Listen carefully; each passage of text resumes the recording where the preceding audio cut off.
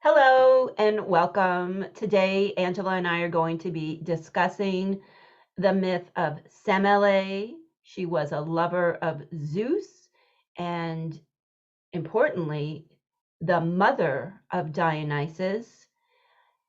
As is the case with all of these myths, this is a difficult story that contains sexuality, violence, death, and other upsetting themes.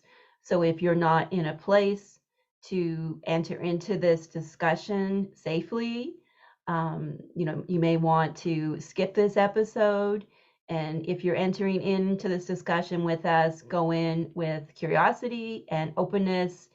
And we offer you our commitment to exploring these stories in a way that is healing and helpful and really shows us that these myths are so much more than just words on a page, and that through understanding these myths, we find ourselves in them, and they do help us to realize that we are so much more than our everyday experiences.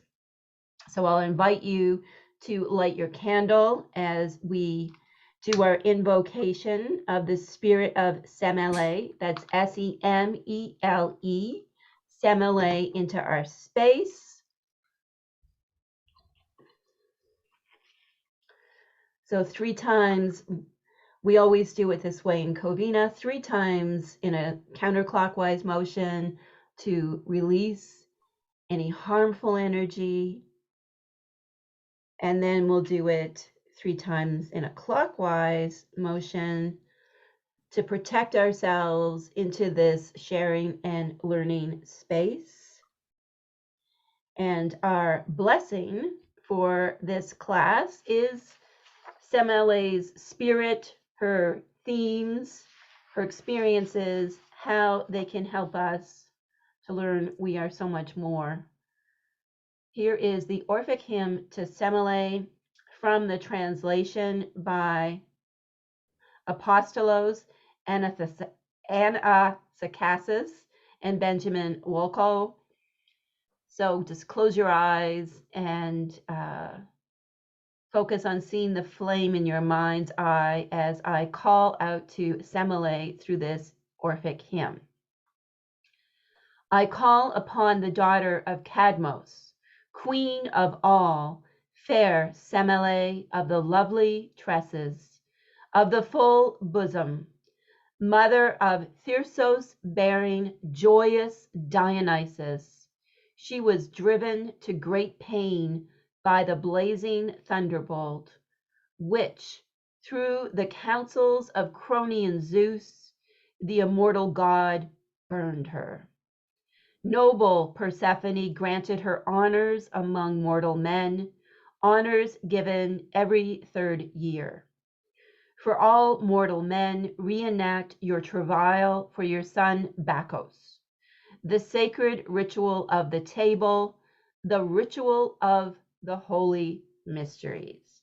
So welcome to the spirit of Semele, whose key themes are love, eros, desire, thanatos, death. She is an Anasa Aneroi, a death empress figure.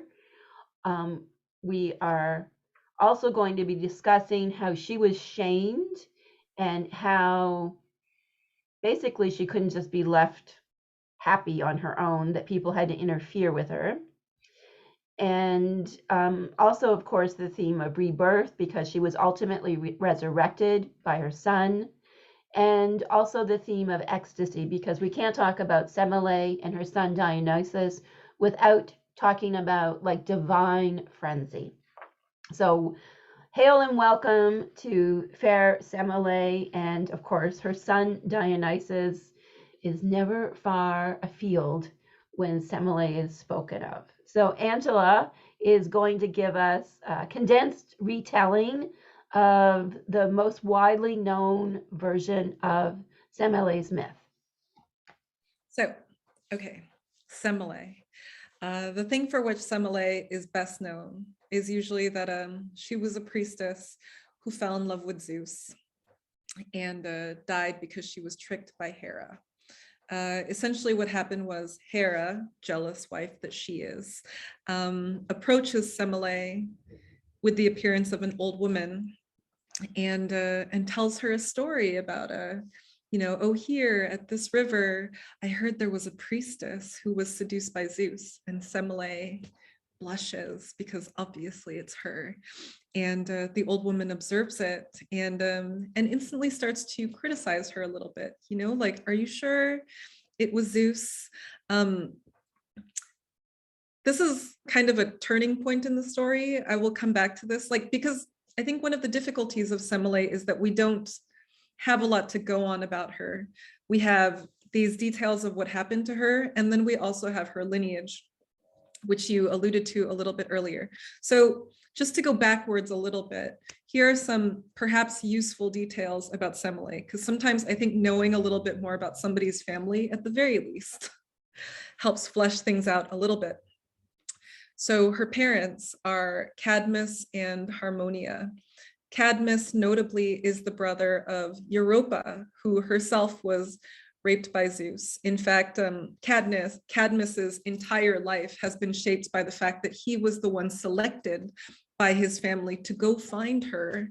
And so this is, this event in his life, what happened to his sister, is something that has impacted everything about him since. Harmonia is the daughter of Aphrodite and Aries. So also the daughter of a not necessarily legitimate within the bonds of marriage kind of relationship. And she, we also don't know too much about her, but we do know that there's a little bit of drama between Cadmus and Eros, because over the course of his adventures looking for his sister, at some point he, Aries. Why are these things confusing in my mind? At some point, he actually kills one of Aries' children, a dragon, and by planting the teeth creates the Spartai, the sown ones, a series of warriors. Interestingly, having sort of in a way given birth to this field of warrior men, he himself, through his body and Harmonia's body, only give birth to girls. So to return to Semele, she is the youngest daughter of a series of daughters. And this is where she finds herself in this story. She's the youngest. There's a really long, complicated history between her family and Zeus already. It's a little bit of a traumatic history, but she's in love with Zeus. She's been seduced, it's true, but she's pregnant and she seems pretty happy with her situation. One of the other difficulties when she's kind of like posed this question by this ostensible old lady is that she's already suffering this kind of critique from her sisters, who don't believe that she's sleeping with Zeus either, who think that she's been manipulated or hiding her true lover, etc. So anyway, the older woman says, if you were actually sleeping with Zeus, it would be obvious to you because, he looks divine. And Semele says something like, well, I've seen him change. I've seen him change into all kinds of different things. And the lady says, yeah, but lots of guys can do that. Like anyone can just transform into an eagle. You can just learn that trick from anybody. So that night, or the next nights that Semele sees Zeus, she extracts a promise from him. Will you please just promise to do the next thing I ask you to do if you really love me? These promises never go well. And of course, Zeus says yes. And she asks him to reveal his full glory to her. It's a promise that breaks his heart, obviously. He instantly knows that he's been trapped, but he also can't go back on his word. Zeus, from a political perspective, is really like, we can talk about his seediness all that we want, but he's really only able to hold like the Senate of the Olympians together because he's seen as the just decider. So what he says, his word, is really important. He can't just go back on it. So he does, even though he knows what will happen to her because she's mortal. He fully reveals himself in a complete glory. And she burns at the sight of him. And at this moment, he cuts a space into his thigh, scoops up the fetus that was inside her, and places it inside his thigh. So at the very least, the child they shared together can incubate inside him until it's born. A couple of interesting details about what happens afterward. A lot of people, even after Semele dies, are still not convinced, including her sisters, that her lover was Zeus. And this is also something that Dionysus deals with later. He also has to grow up in hiding for the first few years of his life before returning to the land where his mother, was raised and where she ultimately also died. So this is just like a really brief glimpse of the story of Semele.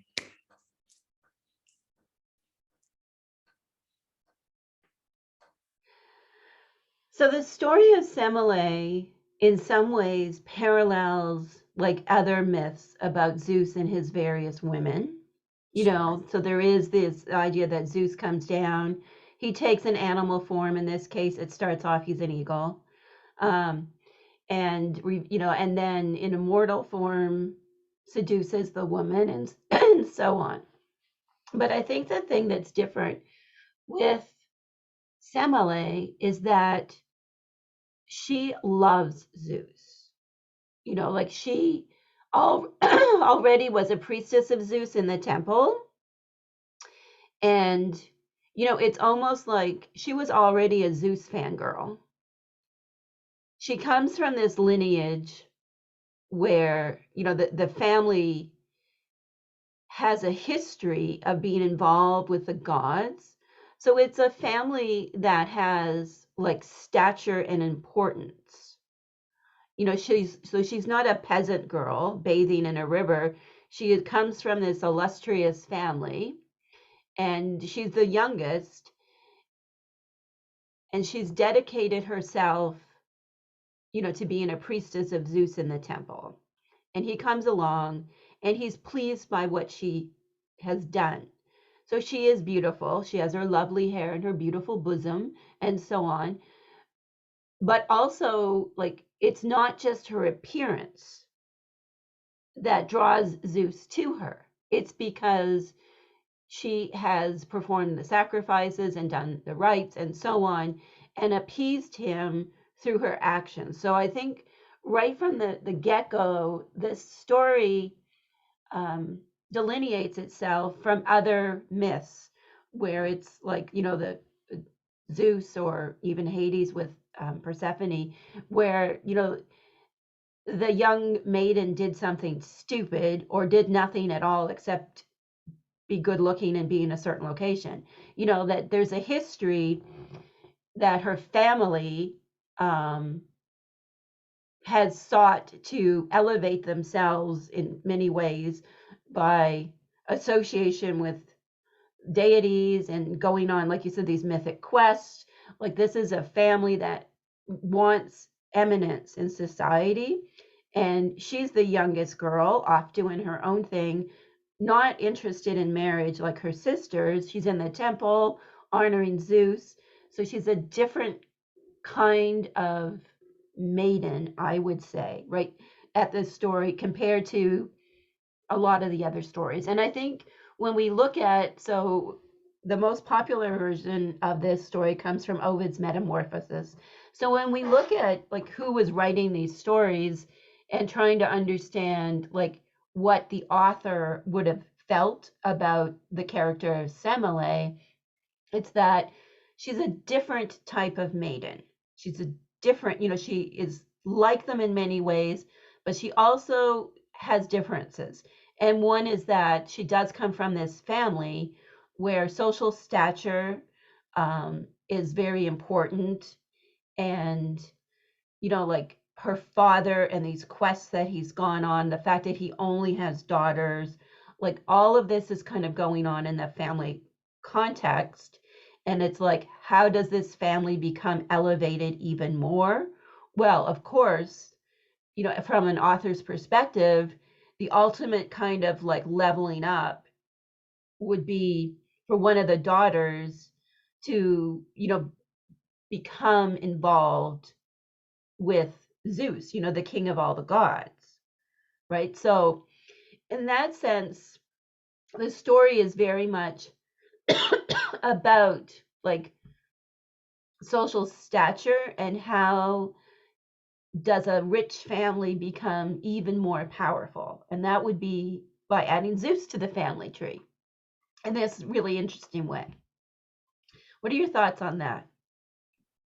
I just you struck a chord inside me, because I was thinking about the fact that Semele is in love with Zeus. That's a particularity of her story already.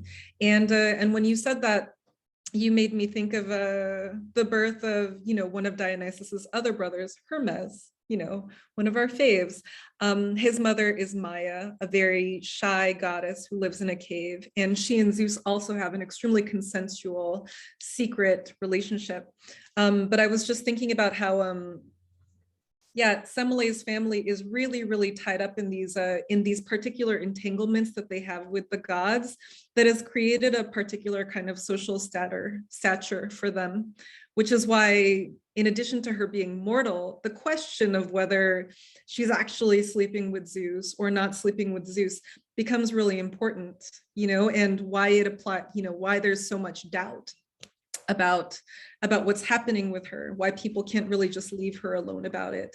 Whereas with Maya is a goddess and she gets gifts. In fact, like Hermes, when he's born, his biggest critique of his mother is, you really don't seem to care that we're we live in this cave, we're the only gods that get no glory and no gifts. This sucks. Like, it takes Hermes to try to lift them out of that situation. But Maya is quite introverted and she's already immortal. She's not particularly somebody who cares.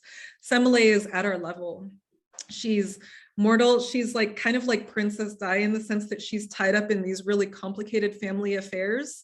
And it's a really big deal for her, just in terms of the disproportions of power that she's dealing with, being, in addition to everything else, the youngest daughter in that family, somebody who's in love and not believed. Mm-hmm. So there are a lot of pressures associated with just the larger dynamics of her story that I think, I don't know, can make us intuitively sensitive to her and kind of like lend a little bit of insight on Dionysus's particular relationship to women as well. I think it's not accidental. No, I don't think it's accidental.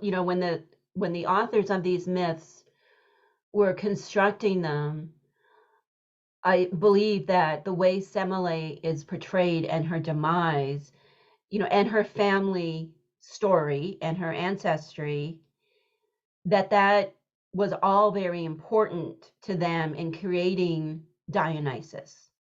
That the family lineage, that she does have Aphrodite and Aries in her family tree. Europa is in her family tree. Like everyone who is in her family tree, if you look at that, you can see the ingredients of Dionysus coming through. And, that it was no accident, that Zeus chose Semele because she does have like both physical DNA and also like kinship ties that kind of put her in a position to become the mother of a very different god. Unlike, like you said, Maya with Hermes, when you look at the context of these stories, you can say, oh yes, because Hermes has this association with the underworld, with the inner world, the cave, and so on. And so there's these myths, like the context of them, the kinship ties, they all give us hints to why a certain figure or deity, resulted from a union with a god, most often Zeus, of course. That they're teaching us something about like the human experience that we don't, the expression, the apple doesn't fall far from the tree, right? Like, so that we are born of our ancestors, and these things happen in a way that kind of makes mythological sense, even in our own lives, if you start to look at your own ancestors. And I think that's something that Semele, if we are exploring her story,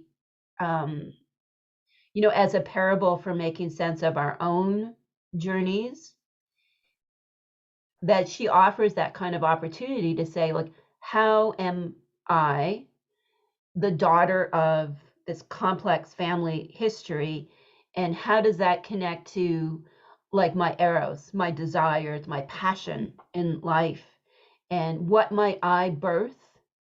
And also with Semele, it's this idea that even though she was tricked, so in some versions of the story, Hera takes on different guises. I think in one version, I think in the opera, she becomes a crone, but then I think in Ovid's version, she takes on the guise of one of her sisters.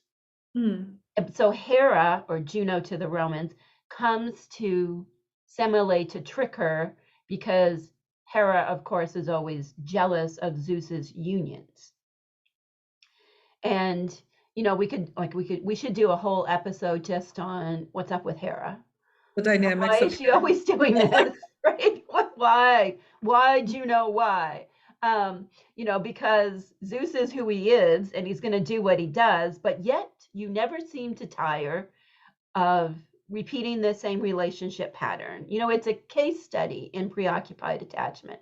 You know, like, you know, that Zeus is going to be Zeus. Like, he philanders. This is what he does. And it's like, you know, why do you expect him not to do it? And then why do you bother always destroying these women he gets involved with? Like, what good if, so you have to think like from a mythological lens, Hera plays an important role, or else it makes no sense that she keeps doing these things, right? Like, Yeah, from a that's true. psychological perspective, she should have left him a long time ago, or just stopped doing it because it was pointless.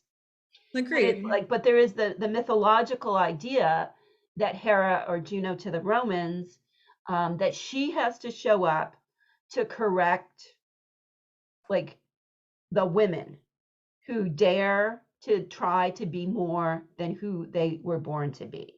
Yeah. So there is this idea that, okay, Semele, you wanted willingly entered into this relationship with Zeus, and Hera comes along, and also her sisters in this particular story. Hera comes along to say, you know, girl, you should have known your own place in the world. Even though, like, it's Zeus. What are you going to do? Right? It's like Bill Clinton and Monica Lewinsky. She was really young Right? when the president came on to her. What was she Right? gonna do? What was she going to Yeah. do? Like, why Yeah, are we blaming Monica? She was young, exactly. and I mean, who knows if what Monica's feelings were for the president. But in this story, we know that Semele loved Zeus and Yeah, was she was into him. dedicated to him, much like Yeah. you could say that Monica was like a priestess of Bill Clinton, or that Semele was an intern of Zeus, right? Like, you know, she was there doing the work. She wasn't like the chief of staff. You know, she was a priestess doing the things. And of course she loved him because she had dedicated her life to him and he was Hmm. this bright shining figure. Yeah. So did she really make an informed decision, and was she possible of it? Which of course gets into like the complexity of women's choices, especially when we're young. Um, Yeah. and you know, the role of the more mature person that we're entering into this relationship with, like, you know, we're adults, but at the same time we don't have the maturity perhaps of knowing what we're getting ourselves into. Hmm. So Yeah, I there's always this matter of like the power dynamics that mhm, we're engaging with when we make that choice. But I also like to return to what you said about Hera. I also think that yeah, Hera is often in these stories used as a kind of lever to to sort of like make the balance equal again, usually by punishing or hurting the women involved in some way. But I do think that this element of the doubt of other women who should be, the haven of somebody like in a situation like Semele's is really important to her story, because regardless of who Hera turns into, a sweet old crone that Semele helps, or one of her sisters, in addition to, the larger pressure and doubt of her sisters, there is really this sense that in the universe of women, where we share the secrets and the traumas and the things that happen between women, she is not believed, and that's quite hurtful in a position like hers. I think that I would say that a woman not being believed, even if it is a positive relationship like this one, which is certainly what Semele perceives it to be. Mm-hmm. I think that that is something that's still repeated all the time. Yeah. Right? Yeah. That that who is she to have this relationship? Who is she to have the audacity to have this relationship with Zeus? Again, within the context that this is a consensual relationship, even if she's young and naive and doesn't really understand what Bill Clinton's all about. That this is that, Hera, isn't that different from Hillary when you think about it? We're gonna get comments for that. Yes, go on. Fine. Okay. I am this is just, we're just talking about a famous version of this story in our times. The myths are alive and well, and they always play out in different ways. And, I'm glad you brought that up, because it's like a classic retelling of this story. Unfortunately, Monica didn't give birth to Dionysus. And we don't have a new god who is helping us evolve into something more than we were before through wine and ecstasy, and is also super female friendly and very gender fluid. We could use that if Monica had that child, and now the child would be about 30 years old, and they could be helping us like Dionysus with all the gender fluidity and celebrations. Could you imagine if we had a figure like that today? That would be really cool. I would be excited about that. She has given us a very sassy identity on Twitter. She has. Like she's fun to follow. She is, yes. Yeah. Only love for Monica. No, but yeah, like there is this idea of this trauma that sort of trickled down, from what happened to Europa, which changed Cadmus's life and destiny. This event that happened to Semele, even if it's consensual, like it becomes a kind of trauma for Dionysus, because if, for example, you look at Euripides' play The Bacchae, like that's still something that Dionysus is talking about when he's walking back into the family kingdom. He's talking about how his mother was not believed, and people just thought, even her sisters thought that she was sullying Zeus by suggesting that it was Zeus that she was sleeping with all this time. So he does come back, after his own particular history away from that place, with this sense of, I need to make this right for her. Like it's not a thing that is finished for him. Right, because like when we've been talking about Semele's myth for like a month or more now, and when you said like her sisters slut shamed her, totally, and I think it's like it's that uppity woman shaming. Like, who are you to think that you could do that? So it's almost like if you're an ambitious woman, and like in this case, like having a relationship with Zeus, but it's almost like any woman who is ambitious and wants something better gets shamed. And if it's because of her beauty, like think of all the vitriol we throw at like really beautiful women who are very successful, and we kind of see them as uppity, like they don't deserve what they have because like it's their looks, or somehow that whole thing where even in some areas of feminism, if a woman is attractive, or if a woman likes to spend time on her appearance and perhaps has beautiful locks of hair and a glorious bosom, like in Semele's case, that she gets shamed too, right? Because she dares to break out of the mold and embrace her femininity and see like traditionally feminine aspects as empowering and beautiful. I mean, so when I think of like how her sisters reacted to her, like because I'm a woman of a certain age who's identified as a feminist for like these 30 years, you know, I kind of see her sisters as the feminist kind of academics who, when I was in school, going to college and graduate school, that because I like to be feminine, like moderately feminine, I like my makeup and I like pink and I like things, skirts and so on, that to me, I kind of identify with Semele in that those three sisters, like, saying, the academic kind of feminist of the time, like saying like, you shouldn't dress that way, you shouldn't look that way. Like, who are you to be the uppity woman who thinks that you can call yourself a feminist, but yet you're walking around in a skirt? So I think as women, we experience the shaming by Semele's sisters in so many different forms.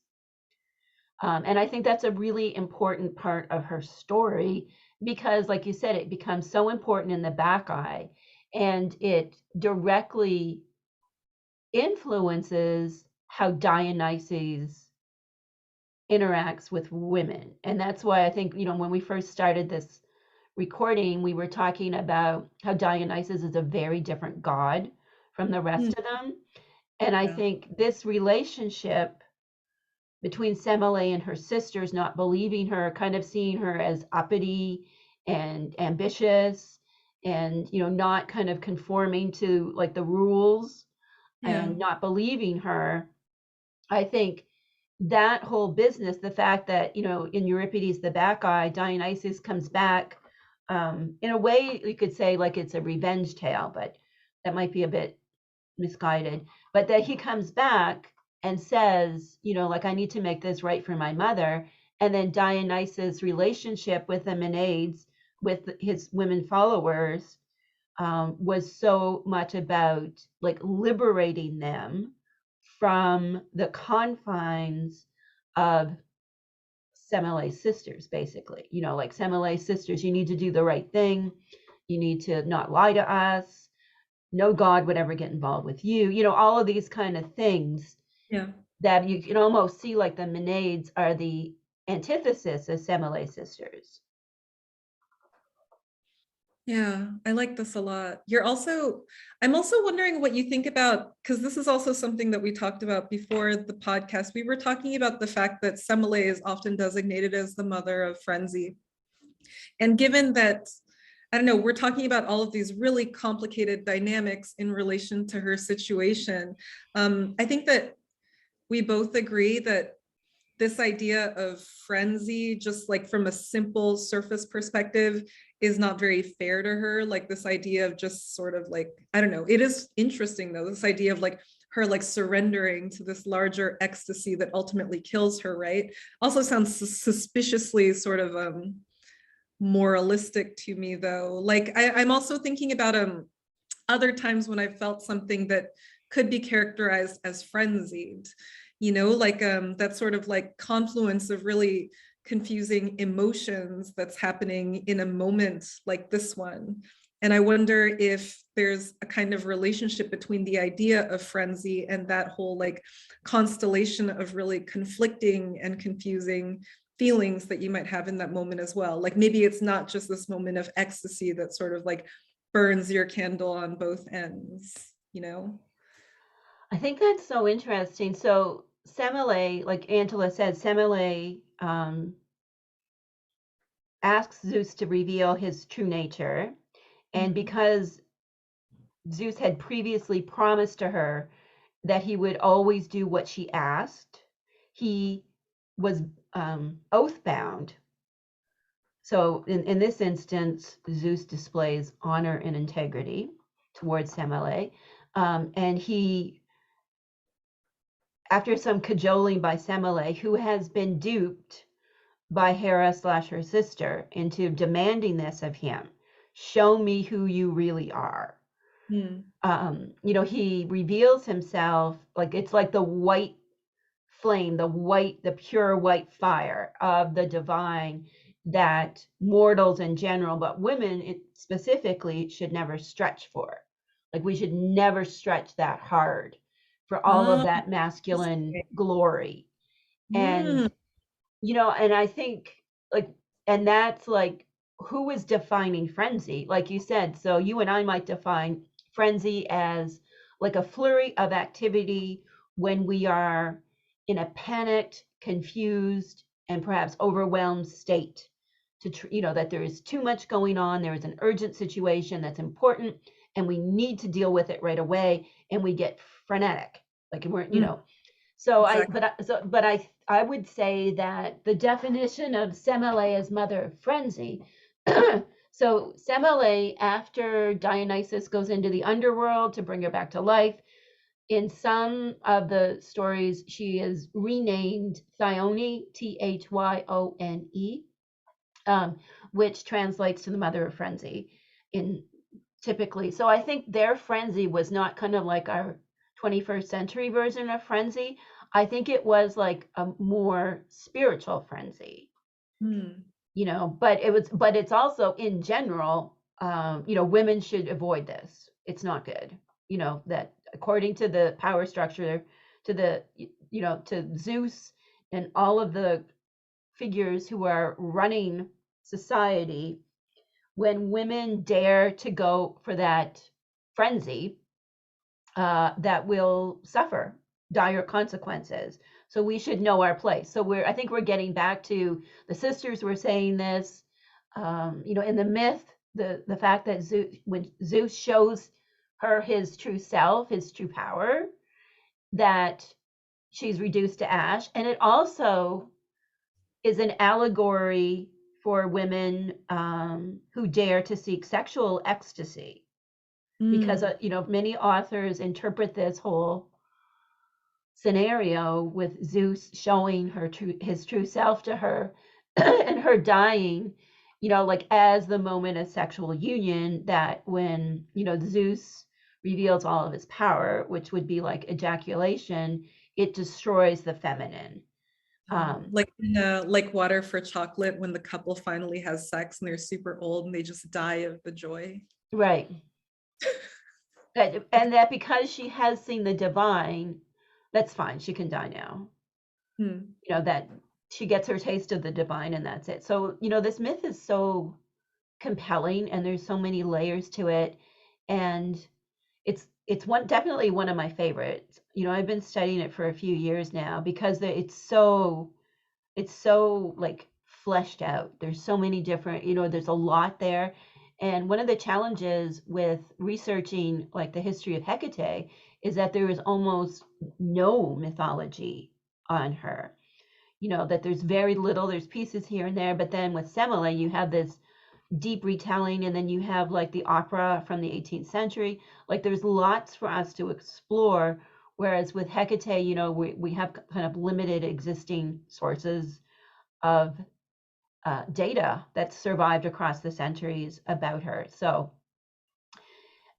Semele as a queen of death, Anasa Aneroi, which is a title that was ascribed to Hecate in a collection which is basically an ancient grimoire called the Greek Magical Papyri, is what the opening was for this exploration of Semele. And how is she an Anasa Aneroi figure? How is she a death empress? Certainly, like Persephone is integral to Semele's rebirth, and in the Greek and Roman understanding, Persephone would be like the true Anasa Aneroi, like the queen of the underworld and the one who had the power to bring someone back from the dead. But in kind of expanding the definition of what is a death empress, certainly I think Semele, in her return and becoming a goddess, makes her an Anasa Aneroi character.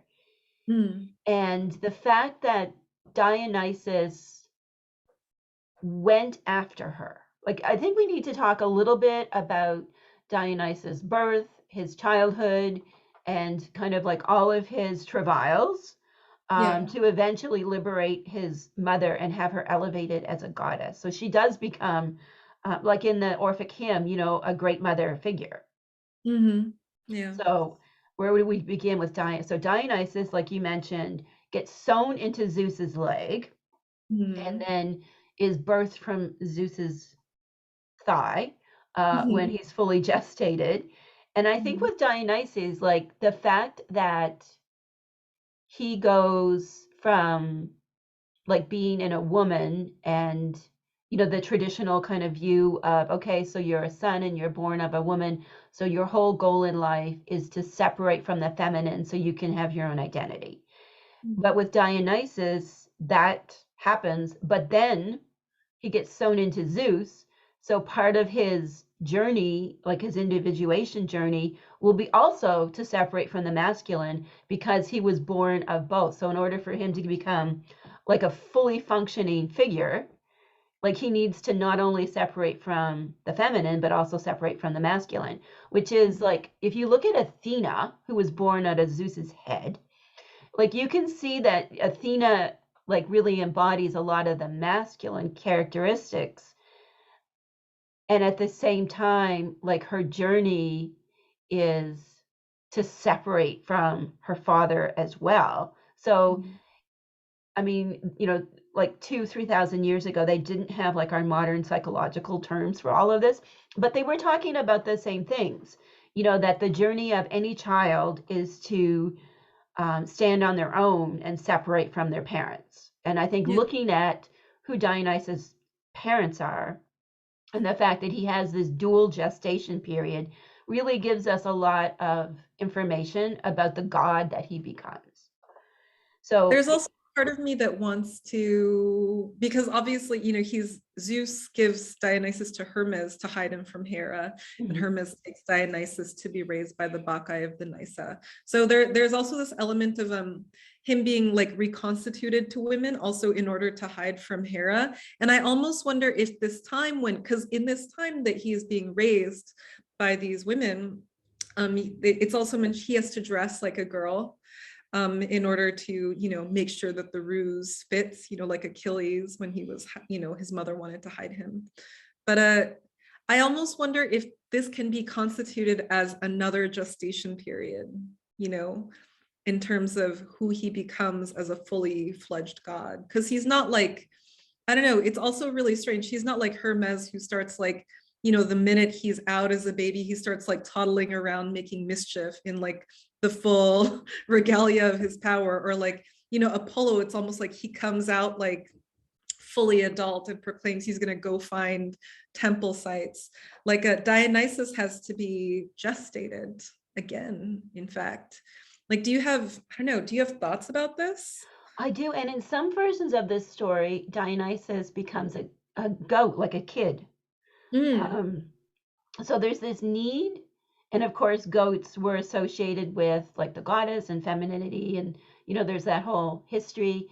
There's also like the history of like goats were the most common sacrificial animal, so there's also that element of like him being like the sacrificial son, um that he's sacrificing masculinity, whether it's becoming, as a girl, dressed as a girl, surrounded only by women in this very protective enclave.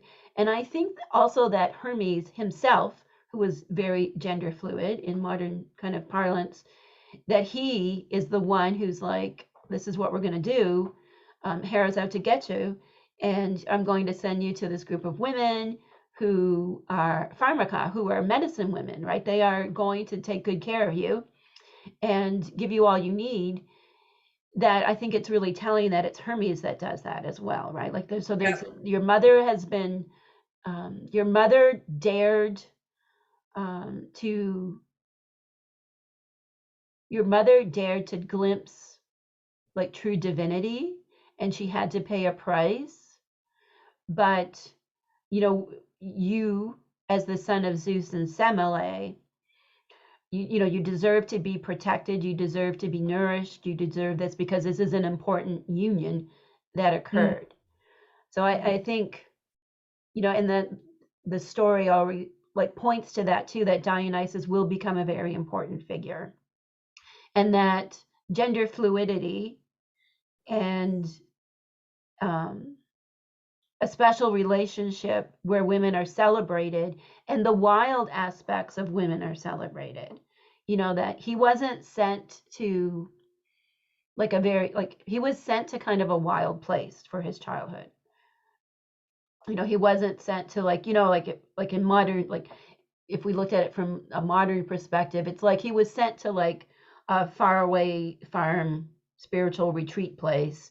He Mhm. wasn't like in a civilized, like he didn't go to boarding school. I mean, they didn't have Yeah. that. You know what I mean? Like you didn't go, he was sent to a very specific type of place where perhaps if Semele would have lived, given that she was rebellious, perhaps she could have offered, you know, she might have done the same, tried to do the same thing for him.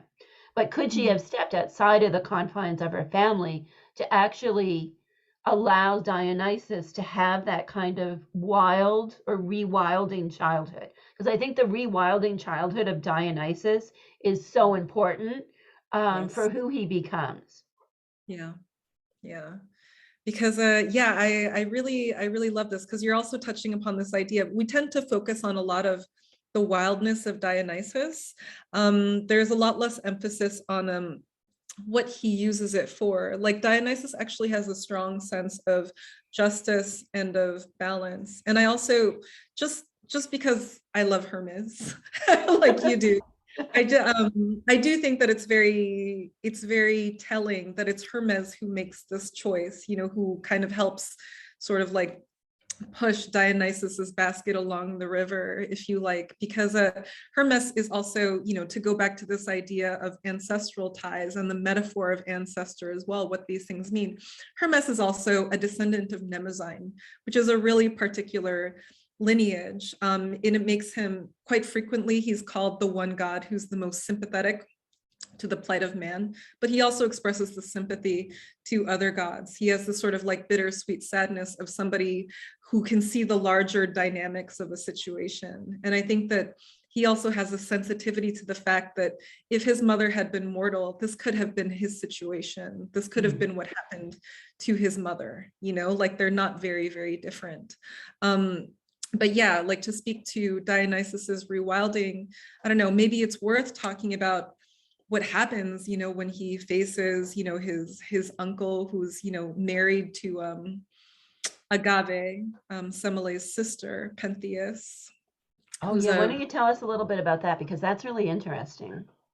so he comes back. It's the time. It's like time to celebrate the the rites, like the Dionysian rites, and all of the a lot of the older men are very excited. The women have just like they basically all fucked off. Like they've left their laundry, they've left their kids, they've gone to the forest. They're like, this is girls' weekend, Right? basically.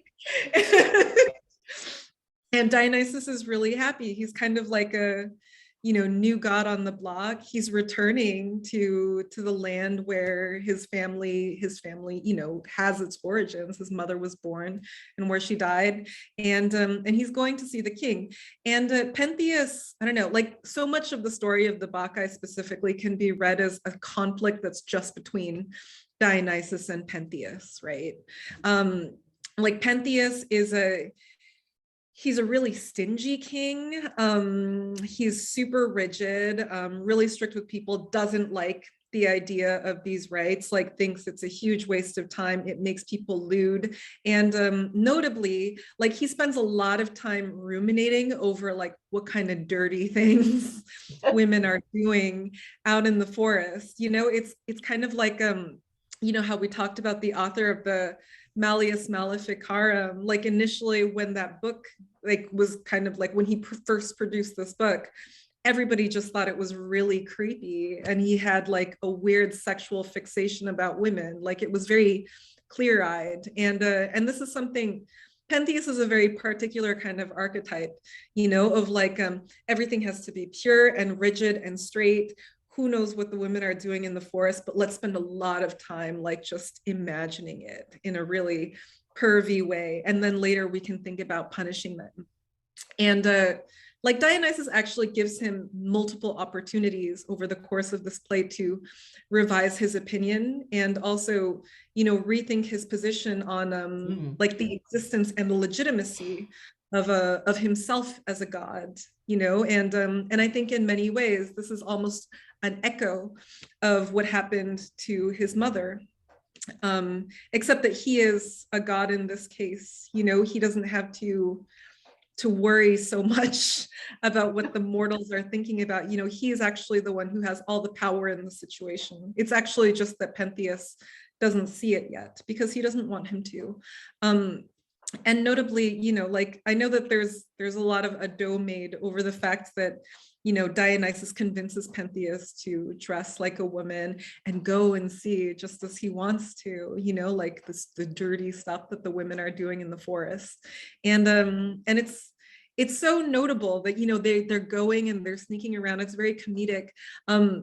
But actually the women aren't doing very much. They're sort of like yawning and hanging out and just like lying around on the ground. Like they're just it's spa weekend. They're just like, I don't know, like I think that people are always, guys are always imagining that we're having like naked pillow fights and then like somebody's boob touches you and you're just like, oh my god. It's just, yeah, but no, like usually it's not like that at all. So they're just they're hanging out and he's kind of like getting even pervier and even more frustrated, like like where's the dirty stuff, and it's becoming really obvious that that's actually what he's interested in and what he's here for. And it's actually in the result of all of these events that kind of makes it so that like we arrive at the end of the play, right, where what happens is the Bacchae, with his mother at the lead, see him as a wild creature and they're activated, and his mother like races back to the palace holding her son's head in her hand, victorious and feeling great about what she's done, because she can't recognize what she's done yet. This is obviously really traumatic for her, but it's an interesting reminder as well that the justice of gods is really different from Right. the justice of humans, right? Like Bacchus, Dionysus is not a human. Like his sense of what is fair in this situation is real different. And also he's looking at a non-mortal scale of justice. Like he's thinking about what happens to his mother, and he's thinking about the future. Like he's thinking about all of these larger dynamics that are outside of our lifetimes. But I also think, I don't know, to kind of return to why the story is interesting, I think it's meaningful that the person who's actually punished in that story is the person who's way too married to the idea of rigidity, such that he imposes his judgment on others, which echoes again what happened to his mother. And he actually, as a result of this rigidity, has let himself go a bit rotten inside, because he permits himself no pleasure, no sense of like frenzy or freedom or ecstasy. He's become a bit rotten and creepy, and that makes him a very creepy leader who's likely to, hurt and then punish women after having had like a bunch of fantasies that really have nothing to do with the reality of what they're doing. Like this is so, like there's also this idea of what does it mean to actually make room for frenzy in your life, and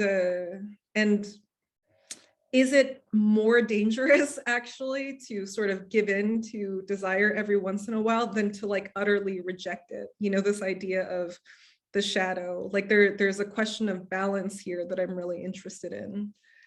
I think that's definitely one of the big, like the questions when you explore the story of Semele and Dionysus. Like it's like, what is the role of Eros? Like what desire do I have, and are they being repressed due to shame? And I think that's what Dionysus, so if Semele is the mother of ecstasy, then Dionysus is ecstasy or frenzy.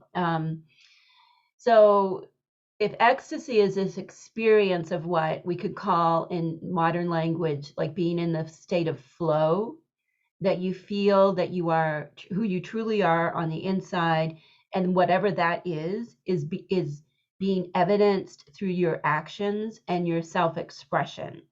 And you are in that flow where you feel this sense of congruency between your insides and your outsides.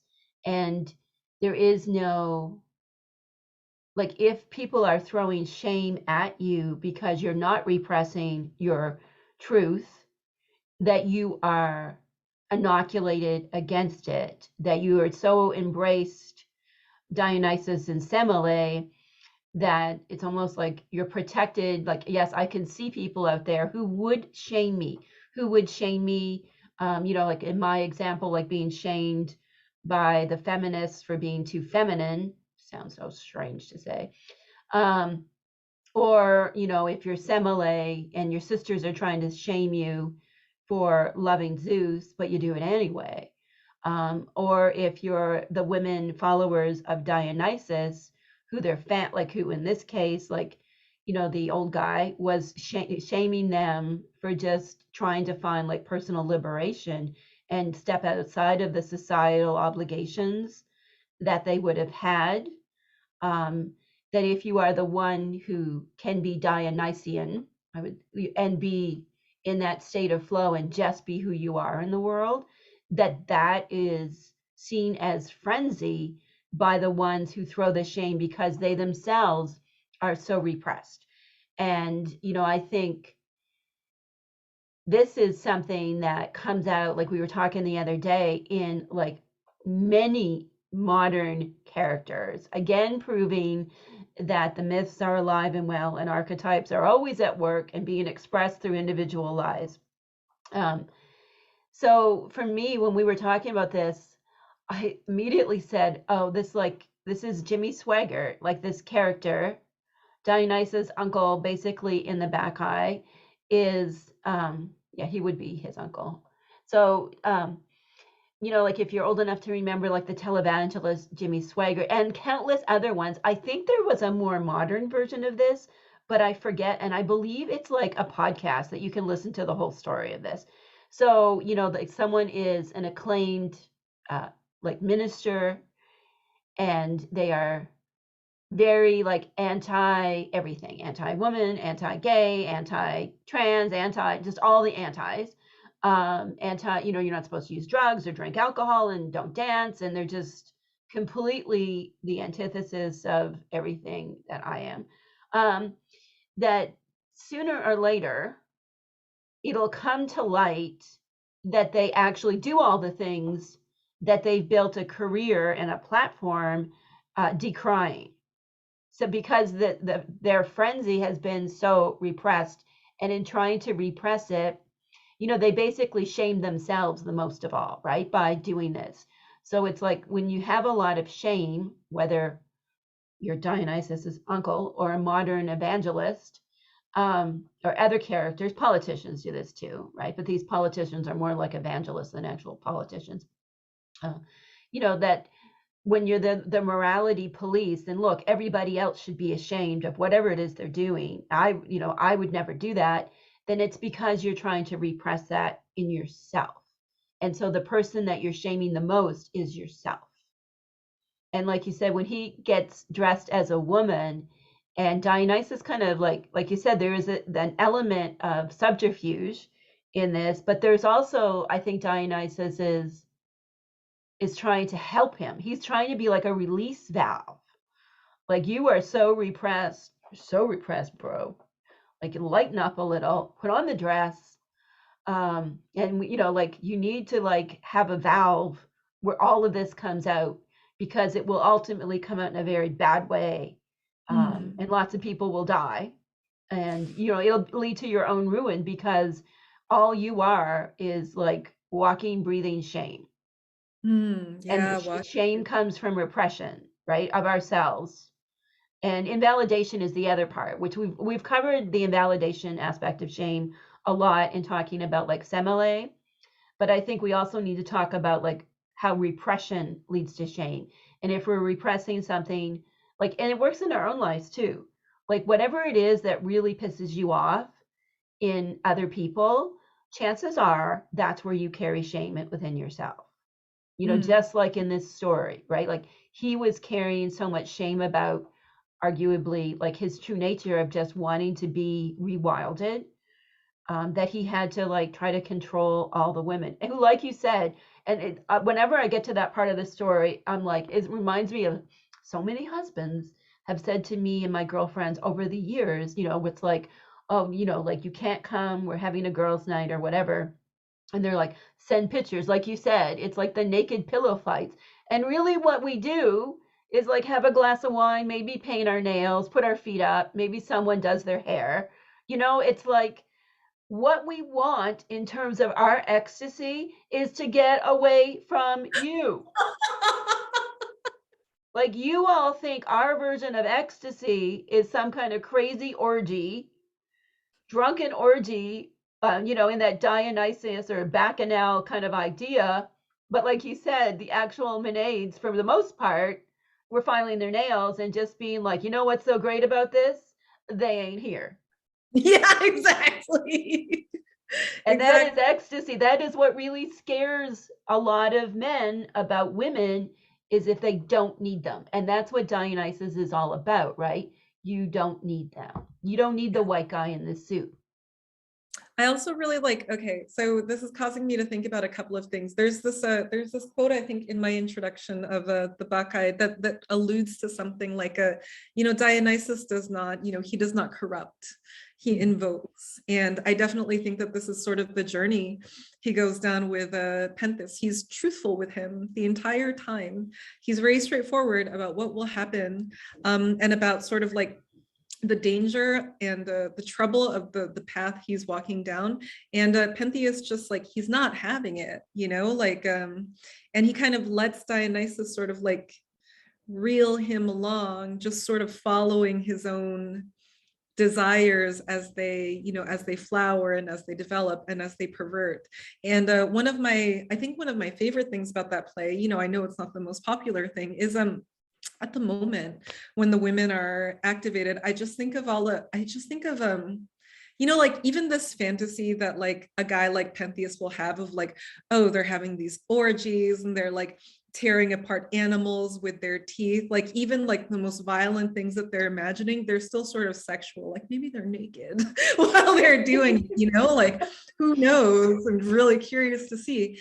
And at the moment when it happens to him, like when the women are blinded by by Dionysus, and they see him as a lion, there's really, even if they're naked, there's nothing sexual or titillating about it. It's just pure savagery, like it's just pure, it's a really, really dangerous situation that you want to get out of as quickly as possible. And it's actually really, it felt really good for me in a terrible way to read that, because it's not that often, that you have a moment like this. Obviously, it's very tragic that the mother discovers later that she's killed her son and she's super traumatized. Like that's a bummer. But like this aspect of you have these like, because men are often like, when they think about women's strength, they think about it as something sort of like feline. There's still a kind of like male gaze there,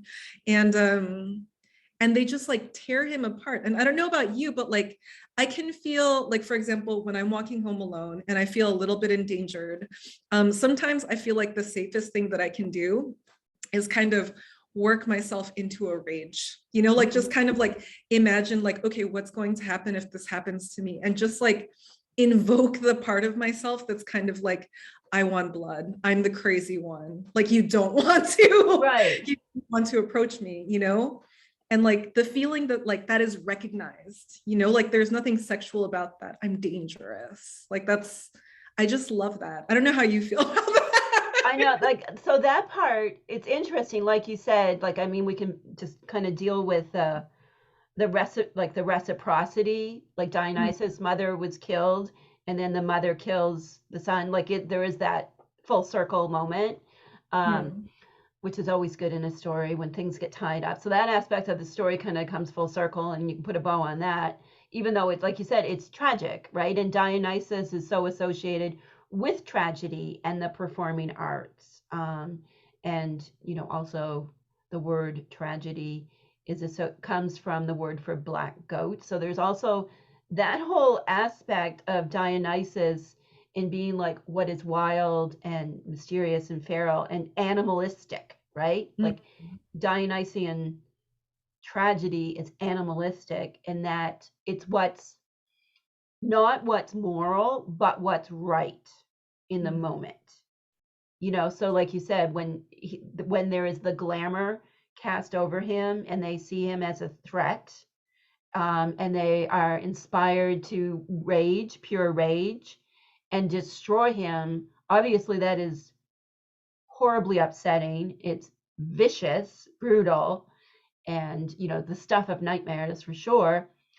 But it's also in that moment, like you said, if you are a woman and you are threatened, Mm. then like going into that rage, that righteous anger frenzy, and unleashing all that power, that is absolutely terrifying for men. Yeah, And you have that. Yeah. right, to have that kind of frenzy. So there's the idea of ecstasy, like spiritual ecstasy, the union with the god, to see what is beyond us and the price we might pay for that. But then there's also this aspect of the frenzy, like when you get into your full emotionality. Like Dionysus is about all the emotions. Dionysus is like the emotion wheel. Mm. Like he has them all, he evokes them. Like you said, he's the one that unleashes things in us. And Mm. he's not so much about the rational mind. He is very much about like the emotional self, right? Like Mm-hmm. what he's doing as a usurper, in his like cult practices when he became popular, it was like pure emotion, pure instinct, pure intuition. Like Dionysus isn't a figure you experience like in your head. I think he's the fire in your belly, right? Mm. I like that. Like it's a very different figure. And then that Semele was his mother, and there's all the different forms of frenzy. So there's like spiritual ecstasy, sexual ecstasy, um, the rage, the frenzied rage. There's the confused frenzy that, ultimately will lead to clarity. And in all of these different types of frenzies, there is that aspect of something needs to die, Yeah. right? Something has to die for this, whether it's the masculine figure, the repressed masculine figure, whether it's who we were to ourselves, like Semele's maiden self, who was very naive and maybe a social climber and all not believed. Like it's like she died and then she came back as a goddess because she Mm. dared to seek the mysteries. Like she Yeah. dared to go beyond herself. So there was a price to pay, but ultimately it was all good. Persephone, shone her torch on her. Dionysus came and retrieved her. So there's this aspect of whenever women get frenzied, whatever it is, whatever type of frenzy, like there is a death that has to happen, which I think, like you said, if something, a situation like you're walking home at night, you feel threatened, um, and you get yourself to that place where I'm not going to be the victim here. Like when you talk Mm. like the 4 F's, it's like, fight, fright, flight, Fight, flight, fight, flight, please. fawn, Fun. fawn. Really? Yeah. Oh, actually, that makes sense. Okay. Fawning over someone, like someone Yeah. is trying to attack you and you're trying to appease them and be like, Yeah. oh, you're so strong. Don't, like, so fight, flight, freeze, or fawn. Mm. Like when that gets activated, you have to make a choice. And if the choice is fight, then you have to say it's me or them. So you enter into like that Anasa Aneroi energy that you're like, I am going to be the death empress here, and I am willing to do whatever it takes for my survival. Yeah. And I think women are making those decisions all the time, like when they're leaving abusive relationships, when maybe they have to cut off ties with a toxic family of origin, Mm. that so there is that aspect of frenzy because like you get yourself to that place of excitement where it's like this has to change. There has to be a type of psychospiritual death brought to the relationship, brought to the situation, brought to like your way of being in the world, so you can become Thyone, you can become Semele reborn.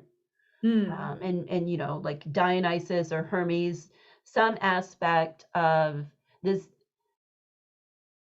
masculinity that is very non-binary, kind of in a minor way, like whether it's Hermes or Dionysus coming after us, like those characters are both like feminine Yep. and masculine. They're not like hypermasculine Zeus or Hades or the other guys, that they're both anima and animus.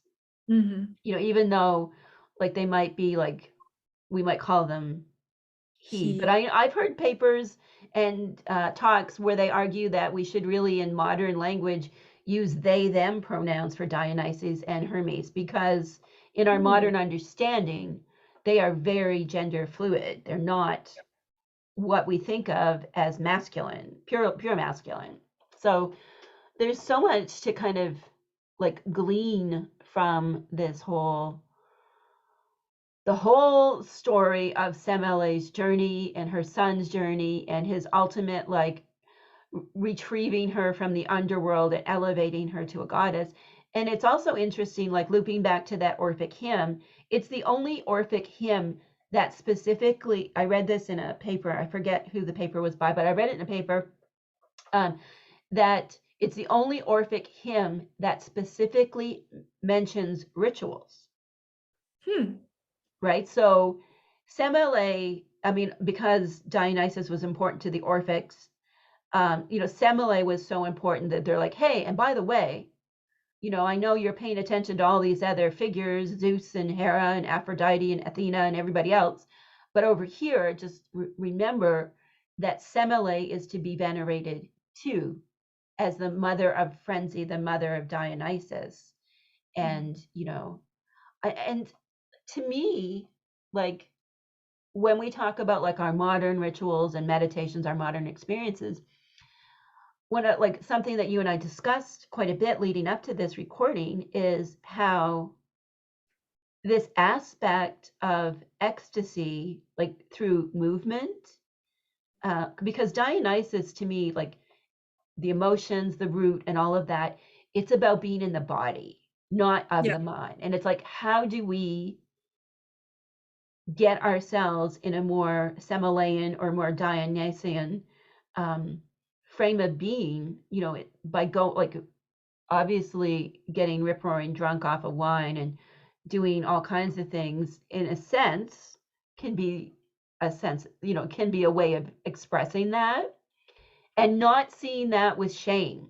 Oh, this is something I'm just thinking of now, because you and I were actually talking. Yeah, okay, so this is like we are going in a very new direction. Let's go. Everybody stay with us. I just had this thought. Okay, so you and I were talking to all of the rebirth priestesses. So if you don't know what goes on in Covina, we do 4 rituals a year, and we have project-based priestessing. So we have a bunch of senior students who come in as leaders. We do lots of things, like help others. We presentations. There's lots. It's not like some kind of like romantic version of a priestess where we're slaying bulls on our knees. Like there's a lot of practical modern work that we do in terms of leadership. So we were having this discussion last night in our Signal chat group, and I did a screenshot of this fella I dated, like, I don't even know how long ago, who randomly appeared out of nowhere in my life.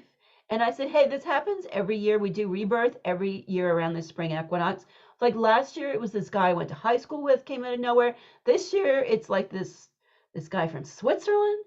Um, Mm. and what is up with that? And I started like when I almost didn't share it in the signal, because I'm like, do we really want to talk about the fact that I did not get married young and stay married, that I have had many like sexual and romantic relationships with many different types of people in my life, like, and that this fella is just an example of that, kind of vis-a-vis, I think most of the women in the priestesses group are like more serial monogamous, which I am definitely not. I'm not Yeah. judging serial monogamy. I'm not judging being heterosexual. I'm just not those things. It's not a judgment. And so I had that moment when it was like, are they Semele sisters? Are they Mm. going to be like, Ooh, what is interesting. this? Like, Hmm. where is sin? Like, so every year, even though, I'm like in my wizened middle age and I am retired from all of my earlier Dionysian escapades, at least for now, that like, are they going to be Semele sisters when I'm like, oh yeah, this guy went once and it was like, what did I say? And I was like, oh yeah, like, and then I said, I went out with him once and he basically pretended that he was wealthy. And we got to his condo. We were going to a concert. We got to his condo. It was clear it wasn't his condo. It actually belonged to his daughter, but it was a really nice condo. Really, Hmm. really nice. And I wanted to see it because it was in a building like, it's kind of like one of those famous kind of condo build, you know what I mean? And then his car, it became clear it actually wasn't his car. I forget what kind of car it was, but it was like a BMW or a Jaguar or something. And like that wasn't his either. And that I was like, I am not going out with you again. And then I was like, oh my God, Semele's sisters might judge me. Not that any of our priestesses are at all like that, but that chorus in my head of being like, oh, they're just going to think she's a social climber and materialistic because she didn't want to go out with this fella again.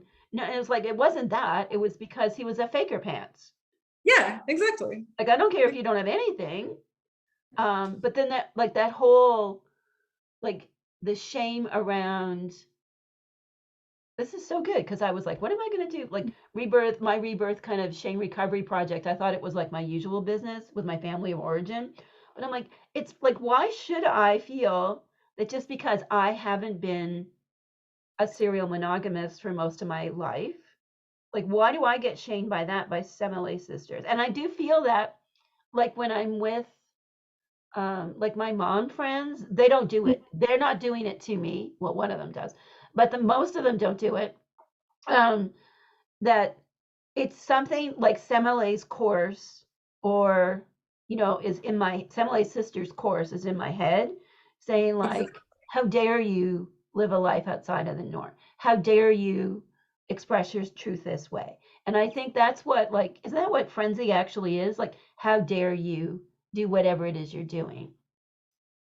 Yeah, this like cyclone of voice. Like, yeah, no, you're making a really good point because I'm thinking about how like, okay, that like in the case of Semele, this sort of frenzy to be believed, to prove something. Like I recognize that feeling, but there's also this sense of like, she had a lot of voices in her head, like a lot of people who were talking to her, like they were experts in a situation that only she was in, and I also know that feeling, like when I'm not really sure, I'm ruminating on something, or just people are like volunteering their point of view. And even if I'm not formally taking it on board, it just fills me up, and all of a sudden I've got all of these voices in my head and they're all talking at once.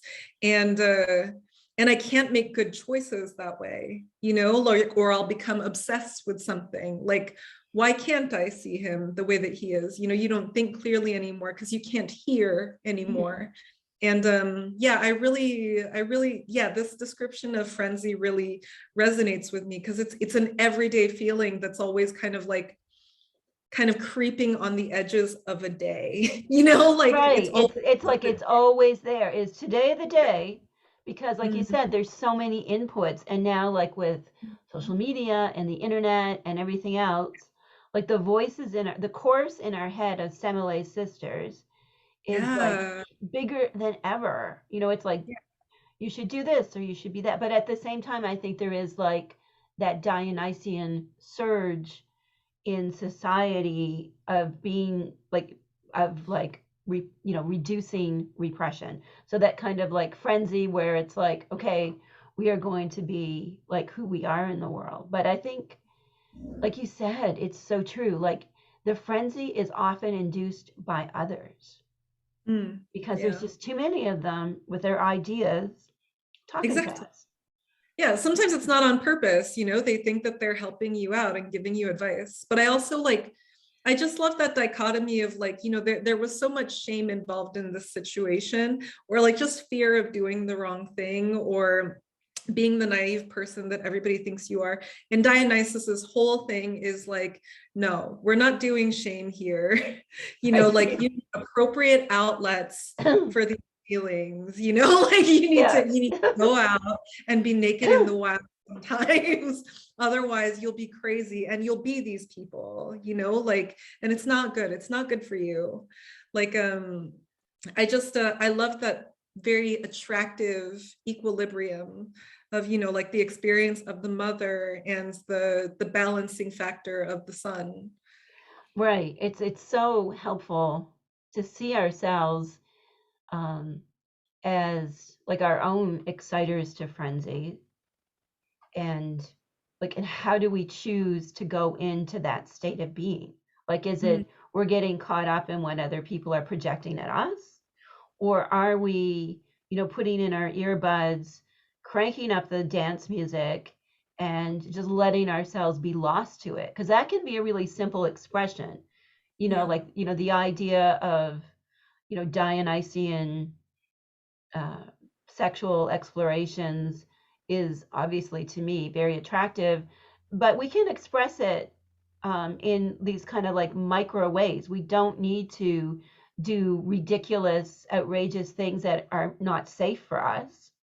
And I'm also not advocating for people engaging in unsafe sexual behavior. Be safe and responsible, my friends. Mhm. Um, but it's like to find this in a few moments a day, to put up maybe a picture of Semele or some other image, or even Dionysus, make a little altar to the two of them, mother of frenzy and frenzy himself, and just like let it go, like Yeah. really just lose yourself in. Oh, now I feel like I'm going to evoke Eminem, which is a whole different thing that I didn't mean to do, but lose yourself in the moment, right? Like, and let it, and we'll just keep going.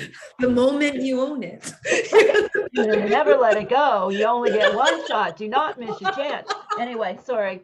Now we are. See, this is what happens when you get into Dionysus. Things go in unexpected but Yeah. beautiful directions. So, Yeah. Your I don't know. For frenzy. me, that is Period. like my exciter to frenzy, one of my songs. I'll put that on and I'll just be like, go, white boy, go. No explanation about why I listen to Eminem music. I got nothing.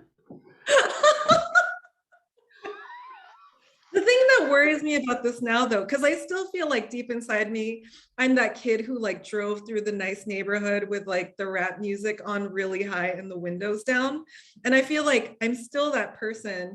But if I do it now, like all the kids will look at me and be like, she's so old. You know, like, you know, like this is the nostalgia music of another generation. It is totally. I was Yeah. okay, so yes, I have been told that many times by my younger son, where I was like, "Oh, did you see the Super Bowl? It was so awesome to see Yeah. Dre and Snoop and everybody and Mary J." And I was just like, I was into it. I was super happy. I don't give one shit about football. I'll tell you that, my friends. But but I was like, and then Aiden was just like, they're all like, then he was like, Eminem, everybody hates Eminem, Mom. You need to like adjust your sales here because you're wrong. I was like, so yeah, you're right. You and I are like driving through the neighborhood. I think Mary J. Blige is still cool, so we can get away with her. She's But fine. She's like, yeah. She's like the Gaia of so much that was good in hip hop. she is. I have that, like, sometimes I have dreams, and like archetypal dreams of the goddess. Where there's this, and it's Mary J. Blige comes to me in my dreams. Other people are like, I saw this beautiful Hecate, and she had torches and her wheel, and she offered me a key, and she was a beautiful woman with long dark hair. And I was like, I see Mary J. Blige in a white suit. I don't know about y'all. I love this. This is So like a it's the Oprah. archetypal expression of things. And I think like kind of ending and talking about like how do we still stay Semele? How do we still stay Dionysian like as we get older? And we might be like, you know, lovingly teased by youngsters for how we express our frenzy in middle age. I mean, I think there's all that, it's like it's an ongoing question because obviously when you get older, for Mhm. most of us, we don't carry on with the kind of Dionysian things we did when we were younger. But some of us who never did those kind of things, it can be a time to also do them for the first time. Yeah. So, like embrace Semele, dare to love a god metaphorically or physically. Having sex with deities in dreams and otherwise is a great idea.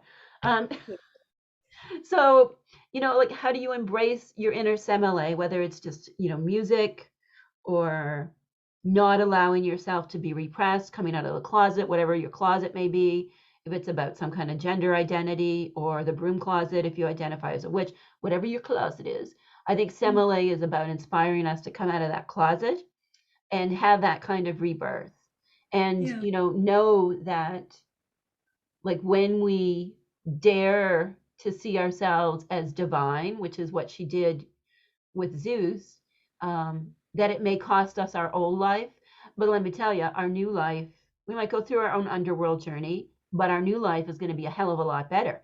Maybe Yeah. like Semele, we will become the goddess of our own journey, as opposed to the one who is stuck in this damn family with so many, oh, like honest to goodness. Like you can't even, I saw a flow chart actually when I was looking at different articles about Semele.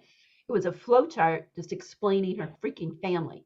I think, but we all need that. I saw that Carrie Fisher did a special once and she had a flow chart for her family. I was like, okay. Mhm. Anyway, my point being that you may be thinking that you need to stay in this flow chart org chart family system and try to navigate all of those things and all of those voices, and that kind of frenzy might be where you're stuck.